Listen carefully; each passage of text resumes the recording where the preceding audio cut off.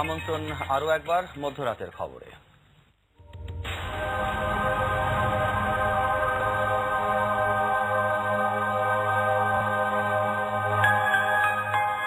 ইসলামী bank আন্তর্জাতিক সংবাদ। মিশরে মুসলিম ব্রাদারহুডের সম্পদ জব্দ শুরু করেছে সরকার। রোববার 14 জন ব্রাদারহুড নেতার সম্পত্তি ক্রোক করা হয়েছে। এর মধ্যে ব্রাদারহুডের প্রধান মোহাম্মদ বাদি এবং তার ডেপুটি খয়রাত আল সাদার রয়েছেন। এই দুজনের বিরুদ্ধে অবশ্য গ্রেপ্তারি পরোয়ানা রয়েছে। যুক্তরাষ্ট্র ও মুরসি সমর্থকদের আহ্বান উপেক্ষা করে রোববার মুরসিকে বন্দী রাখার পক্ষে বিবৃতি দিয়েছেন সেনাপ্রধান ফাত্তাহ। সেখানে তিনি বলেছেন, রাজনীতি বা নির্বাচন থেকে কোনো পক্ষকে বাদ দেওয়ার চিন্তা নেই সরকারের, বরং সবার অংশগ্রহণ চায় অন্তর্বর্তী সরকার।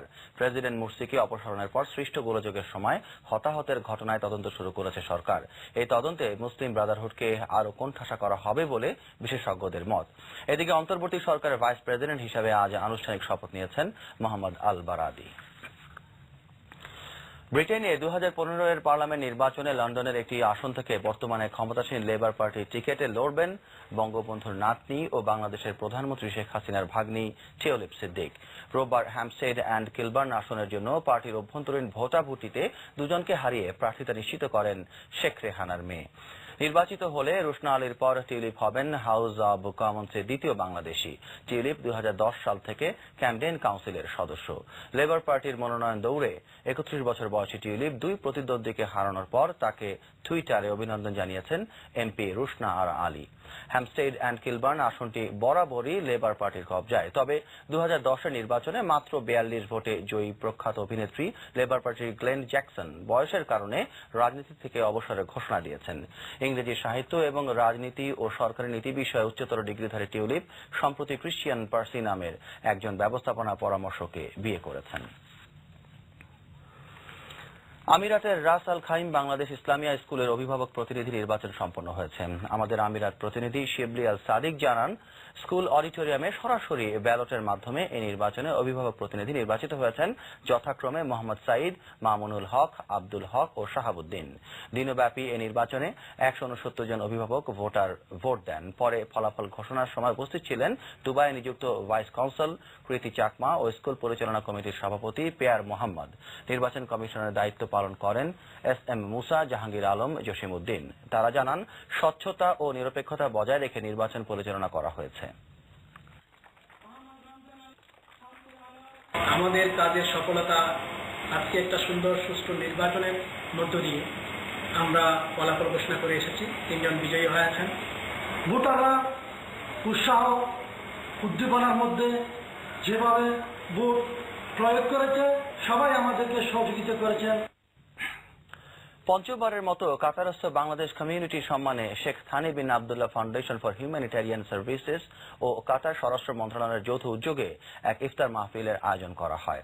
আমাদের কাতার প্রতিনিধি আমিনুল হক জানান, আবু বকর সিদ্দিক মাদ্রাসা মিলনায়তনে আয়োজিত ইফতারে বাংলাদেশ দূতাবাসের কর্মকর্তা কর্মচারী, বাংলাদেশ স্কুল ও কলেজের ছাত্র শিক্ষক কর্মচারী ও বাংলাদেশ কমিউনিটির বিভিন্ন রাজনৈতিক, সামাজিক, সাংস্কৃতিক ও আঞ্চলিক সংগঠনের নেতৃবৃন্দ সহ উপস্থিত ছিলেন। ইফতার মাহফিল উদ্বোধন করেন ফাউন্ডেশনের পরিচালক ডক্টর মোহাম্মদ সালে। প্রধান অতিথি ছিলেন কাতারে নিযুক্ত বাংলাদেশের রাষ্ট্রদূত সৈয়দ মাসুদ মাহমুদ খন্দকার।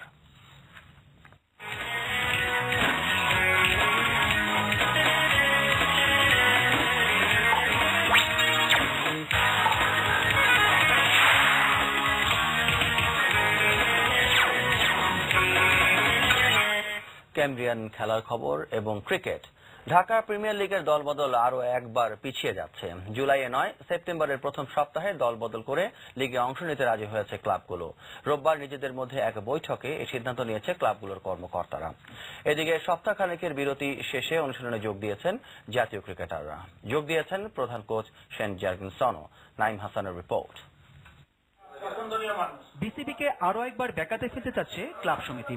25 জুলাই দলবদলের জন্য বিসিবির সভাপতির তারিখ ঘোষণা ছিল ক্রিকেটারদের ঈদের বিষয়টিকে মাথায় রেখে। তখন দলবদল হলে ঈদের আগে ঘরে টাকা নিতে পারতেন ক্রিকেটাররা। কিন্তু একমাত্র গাজী ট্যাং ছাড়া বাকি 11 ক্লাব কর্মকর্তারা এক হয়েছেন দলবদল পিছিয়ে দিতে। বোর্ডের কাছ থেকে অর্থ অনুদান নিয়ে এই মুহূর্তে তাদের কোনো মাথা ব্যথা নেই। জুলাই মাসে 25 তারিখের পরিবর্তে আমরা সেপ্টেম্বর মাসের ফার্স্ট উইকে চাচ্ছি যে কোনো দিন, সুন্দর একটা ক্যালেন্ডার দিক, যাতে আমরা লিগটাকে শেষ করতে পারি। এদিকে 6 দিনের বিরতি দিয়ে জাতীয় দলের ক্রিকেটাররা আবারও অনুশীলন শুরু করেছেন। রোববার ফিটনেসের পাশাপাশি হয়েছে ব্যাটিং বোলিং। জাতীয় দলের টপ অর্ডারদের বেশিরভাগই এই সময় ব্যস্ত সময় কাটিয়েছেন নেটে। পুরো দায়িত্ব পেয়ে এদিন প্রথমবার অনুশীলনে উপস্থিত ছিলেন প্রধান কোচ জায়কেন সেন। তিনি বেশি ব্যস্ত ছিলেন পেসারদের নিয়ে, বিশেষ করে মাশরাফির দিকে ছিল তার বাড়তি মনোযোগ। কাউন্টিতে ব্যস্ত থাকায় সাকিব আল হাসান খেলার মধ্যেই থাকার সুবিধাটা পাচ্ছেন বলে মনে করেন জায়কেন সেন।